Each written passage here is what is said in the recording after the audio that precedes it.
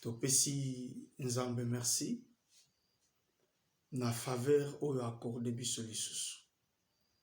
Na moment oyo koya liboso na bino comme d'habitude pona kolobela biso mabombami oyo ezwami na kati ya Biblia pona mboka na biso République démocratique du Congo. Nazali ko pesa matondi vraiment epai ya nkolo parce que sans ye biso tozali te. Et merci na confiance ozali kosala biso ntango nyonso kopesa biso ba révélation pona édification orientation ya bana Congo. Toye pona ecclésia te kasi toye pona peuple congolais. C'est-à-dire tozali ko instruire, tozali ko révéler, tozali ko fixer battant moyennant la science divine. Ngai ndeko na bino oyo babengi molobeli l'instructeur du temps présent Israël Mavanga Makupitika à travers l'école de la science divine oyo nazali l'initiateur et promoteur. Tozali ko senga na baye oyo balingi ko yamba connaissance oyo sika et outil epai ya nkolo pona koyeba un peu koyekola mabombami, c'est-à-dire la Bible et la mathématique, la science très approfondie na boyebi ebele oyo batu bazali kotanga mais bazali koyeba te. Na yango tozali ko bato bandaki kolobela déjà na sujets importants pour mboka na biso sur l'indépendance, sur le parcours de la souffrance, souffrance de Jésus-Christ, parallélisme de la souffrance du Congo. Pona nini? Le parallélisme tozali ko sala ezali poete sunga biso ya komona ke Congo mboka na biso balobela yango na kati ya Biblia mais ezali basé na ba chiffres. Na mikolo ya tokoyeba ko développer ba sujet ebele à partir de Genèse na kotalisa bino mokili ebandela wapi et langue nini oyo ebanda mokili. Et puis le poso nini oyo Nzambe abandela mokili. Mutu oto bengaka Adamu na Eva bakombo na bango ezalaki nini na kati ya Biblia tokoyeba un peu ko décortiquer. Pona nini ekomaki Adamu et Eva et lokuta wana biso yango tozali koya ko révéler, c'est-à-dire il y a des choses codées, la Bible est codée parce que na lobaka yango nyonso tango nyonso Bible ezali mention de l'astrologie et de la numérologie. La Bible ezala conçue dans bateau bazala inspiré bien sûr mais qu'ils étaient aussi des savants et des grands sages. Ils ont codé des choses pour flouer la vérité. Il y a des fois humanité et il y a vérité vraiment te il y a origine il y a mutu. Mais on est allé si j'ai l'habitude pour lelo tozali ko parler sur le Congo.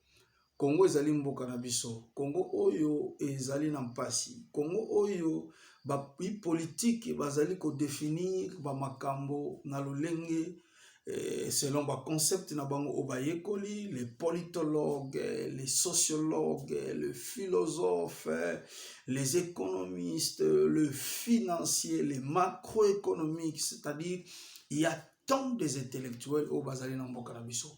Mais na lobaka eloko moko mutu azali ko yekola na boyebi oyo batu bazali ko pesa ye ezali malamu okozala mayele po ba transmettre yo connaissance oyo ozalaki na ngote mais boyebi ya Nzambe eleki bwania nyonso oyo epesa makana mokili yango biso tozali ko pesa parce que eloko biso science tozali ko apporter tozui yango na bato mokili te mais tozui yango na mokili ye moko yango tozali confiant na makambo tolobaka. Tango tozali ko parler pour na Congo tozali ko pesa ba précision pe ba détail, c'est-à-dire makambo tolobaka eza pratiquement impossible ça le matin. Ezali pratiquement impossible ça le matin. Batu ebele batu na kibiso pona makambo tozali ko lobela ezali ko uta wapi et puis tozali ko parler sur ba valeur vibratoire ou ba valeur numérique ezali simple. Omoni liboso ya table na biso tozali na case de chiffres ainsi que de lettres. C'est simple. tozali na 9 chiffres majeurs na Kikongo babenga yango valeur voix, et le 26 lettres majeures na Kikongo babenga yango masonokwa. C'est-à-dire masonokwa ezali symbolisme de chiffres ainsi que de lettres selon les écritures nord d'Afrique oyo bakoko na biso batikela biso bayekolisa biso depuis l'Égypte.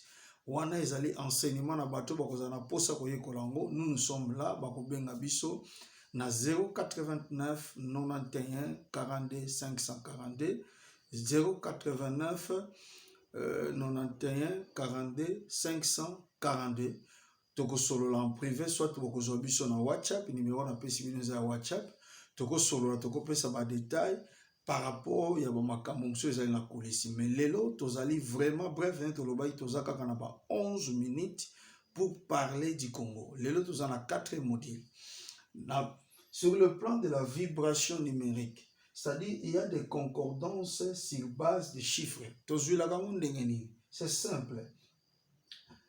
26 lettres alphabet français, ezali na bakase, il y a 9 chiffres majeurs de chiffres de lettres.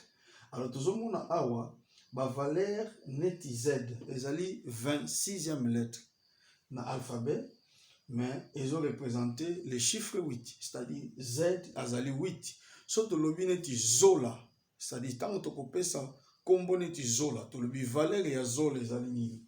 Zola ezali Z, c'est-à-dire 8, et puis O ezali 6, et L ezali 3, et puis A ezali 1.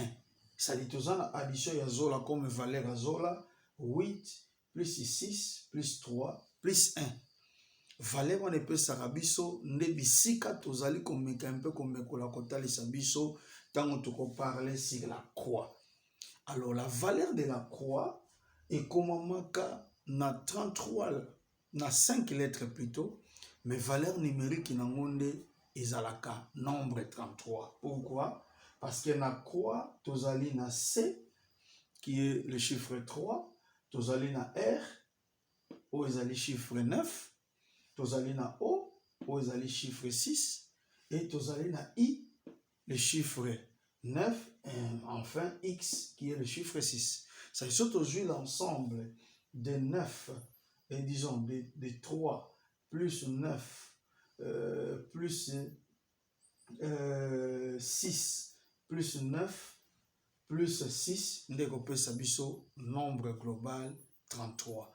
Donc la valeur de la croix, sa valeur vibratoire, ezali 33.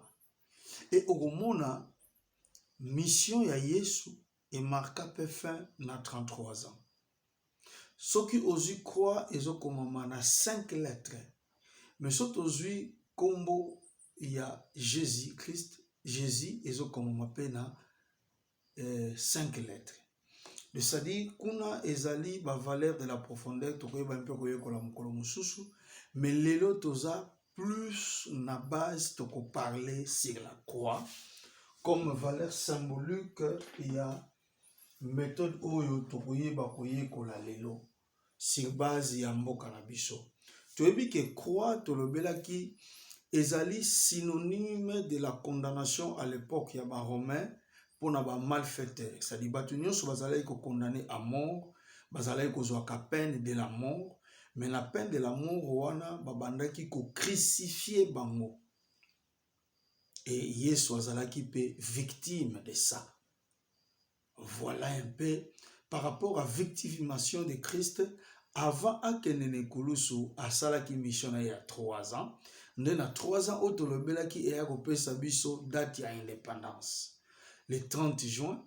Et le 30 juin 1960, il y a un bandi cycle de la croix. Autre yekola qui pesa ke biso 70 de parcours tolobelaki yango pour les 5 présidents. Mais maintenant, on va définir les 5 présidents sous forme de la croix. Na rôle bazili ko jouer pour na kopesa biso cycle prédéfini. Ya koyeba un peu ko talisa biso maintenant makambo oyo ekoyeba koleka kobanda 1960-2030 pour na cycle de la croix de sali étape ya pasi mais kozalaka dirigé na 5 présidents. 5 présidents wana bazo définir comme valeur C, comme valeur R, comme valeur O, comme valeur I et X. C'est-à-dire tozana Kasavubu 1960 c'est C. Tozana Désiré Mobutu 1965 c'est R. Tozali na 1997 Laurent Désiré Kabila qui est O. Tozana 2001 Joseph Kabila Kabange qui est I. Enfin X. Ezali comme maintenir comme principe ya 5e président Valeria Félix Antoine Tshisekedi Tshilombo. Tout à l'heure tokoyeba un peu ko prouver yango par rapport à la chronologie du temps de la prophétie de Fumu Kimbangu.